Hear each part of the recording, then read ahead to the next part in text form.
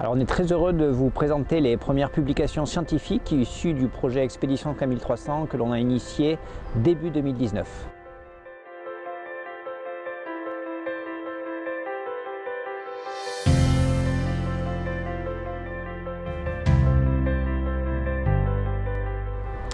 Pour la première fois, nous avons mesuré ce que l'on appelle la viscosité du sang des habitants de la plus haute ville du monde, c'est-à-dire mesurer avec quelle facilité et surtout avec quelle difficulté le sang s'écoule dans les vaisseaux de ces habitants de l'extrême.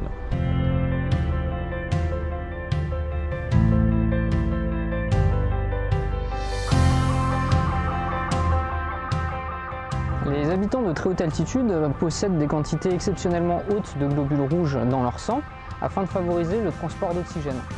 Pour la première fois dans le monde, nous avons pu, avec l'équipe Expédition 5300, faire des mesures de la viscosité sanguine des habitants de la Rinconada.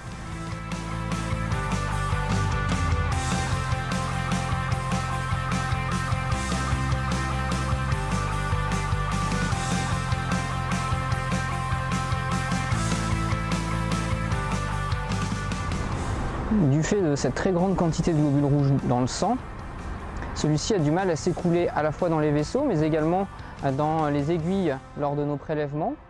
Donc ça peut demander un effort supplémentaire pour le cœur et le cerveau notamment. Ce qui était également particulièrement impressionnant, c'est que lorsque l'on dilue le sang de ces habitants, lorsque l'on corrige la quantité très importante de globules rouges qu'ils ont dans le sang, et bien malgré tout, ces habitants gardent un sang plus visqueux que la normale, montrant que c'est les caractéristiques même du sang qui sont modifiées chez ces habitants par la haute altitude. Les prochaines étapes seront d'évaluer l'effet de cette très forte viscosité sur les principaux organes comme le cœur et le cerveau et d'évaluer si cette importante viscosité est dangereuse pour la santé. Suite à cette première publication, d'autres vont venir dans les semaines et mois qui viennent pour mieux comprendre encore comment des habitants peuvent vivre avec moitié moins d'oxygène qu'au niveau de la mer. Et cette connaissance nous permettra aussi d'aider aux soins, au traitement de patients qui souffrent de manque d'oxygène dans nos hôpitaux.